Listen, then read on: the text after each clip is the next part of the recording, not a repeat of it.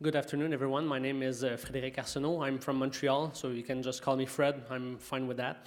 I have absolutely no disclosure, so the position is open if there's anyone here.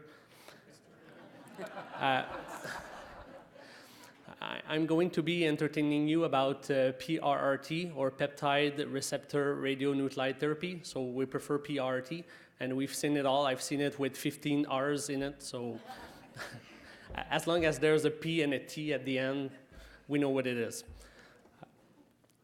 So very, very short introduction with recent literature.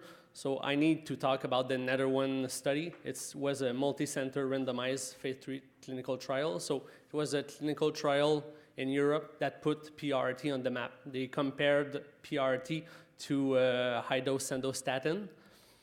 And we can see that the progression-free survival, so the survival of patients without progression of disease, was not reached within 30 months compared to a sandostatin high dose.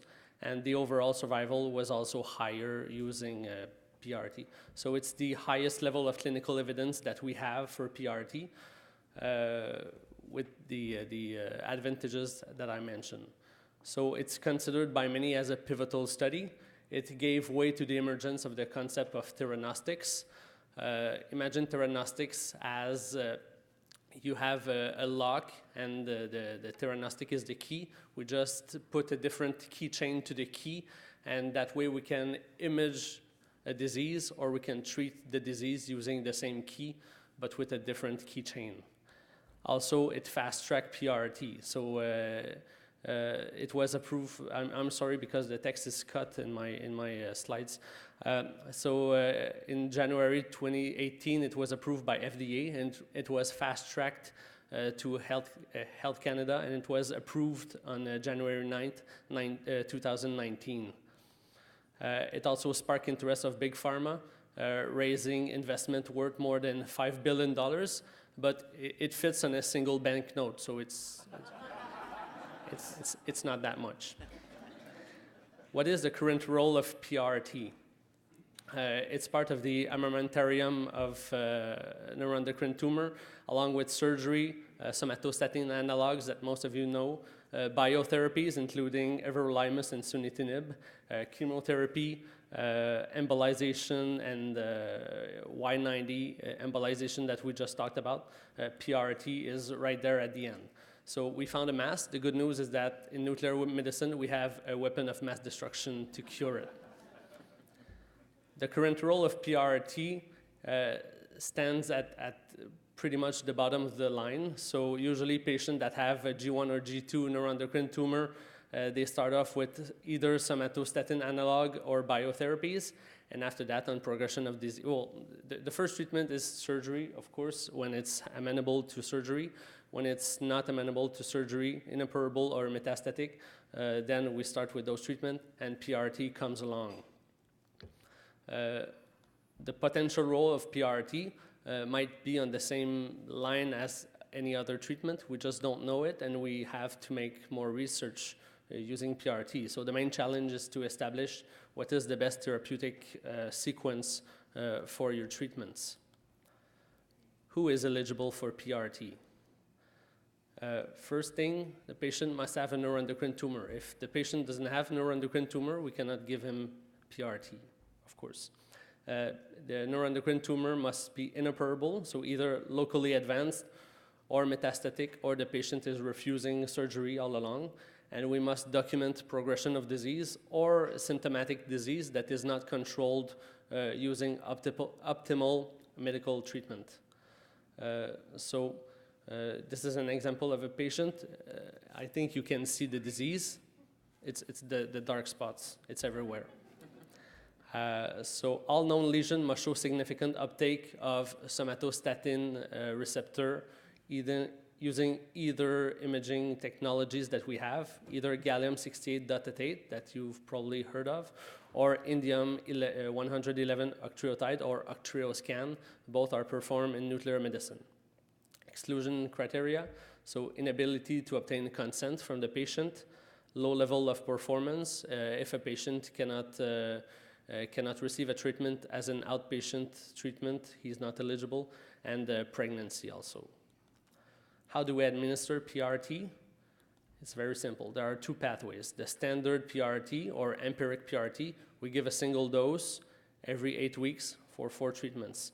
It's likely to be offered in the months to come to many centers in Canada following approval of lutetium octreotate by Health Canada. And the other one is using research protocol, and we call it personalized PRRT. So for each patient, it's more time-consuming for the nuclear medicine physician, but we believe that it gives an advantage to the patient since there's a 10-fold difference between the radiation delivered to the tumor from one patient to another, and we cannot know before giving the treatment. It's a strict follow-up, so it's a little bit more intense on the logistics. The treatment regimen includes 2 intravenous access the morning of the treatment. We give premedication for the nausea, so Zofran and corticosteroid, just to make sure that you don't have nausea. After that, perfusion of amino acid is started for 4 hours. This is to protect the kidneys because lutetium dotatate is secreted through your kidneys, and we believe that if we protect them, you can receive more dose without any significant side effect to your kidneys. And we started right before we give the lutetium, and it continues 3 hours after. So it's 4 cycles every 8 weeks, and after that, the treatment is tailored according to each patient. This is one of the example of the treatment that we give, so it's not that complicated. Although it's nuclear medicine, the treatment holds in a 10 milliliter syringe.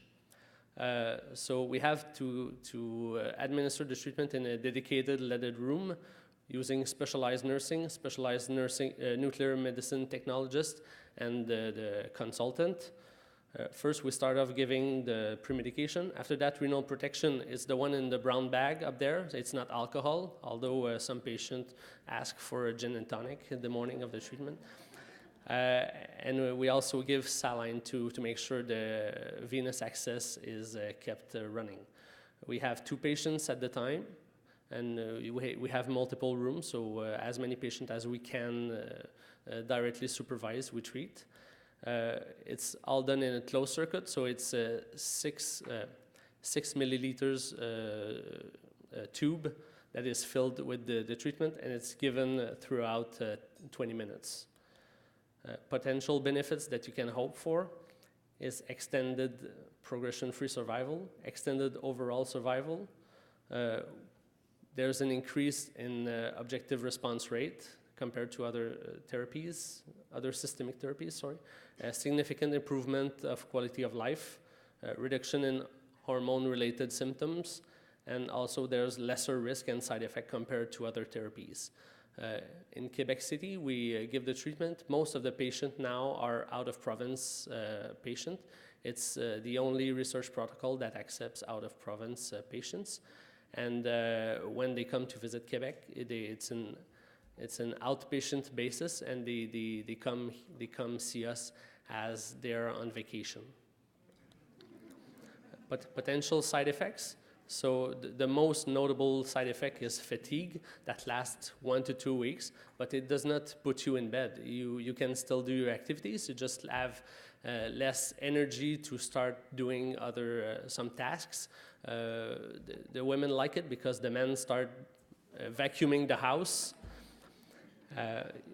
There are some nausea reported, but usually it comes with the renal protection for the nausea. Some pain and hormonal crisis, less than 1% have carcinoid syndrome once administered the PRRT. Subacute is hematology toxicity, but we're not even close to what chemotherapy does to your bone marrow. And serious or delayed side effects include renal impairment. It's never been seen using lutetium. Also hepatic toxicity or myelodysplasic. So 1% might develop cancer of hematologic origin. And that's pretty much it. So I just, if you have more questions regarding specifics of the treatment, I'll be at one of the tables and you can come and see me. I'll be here all day.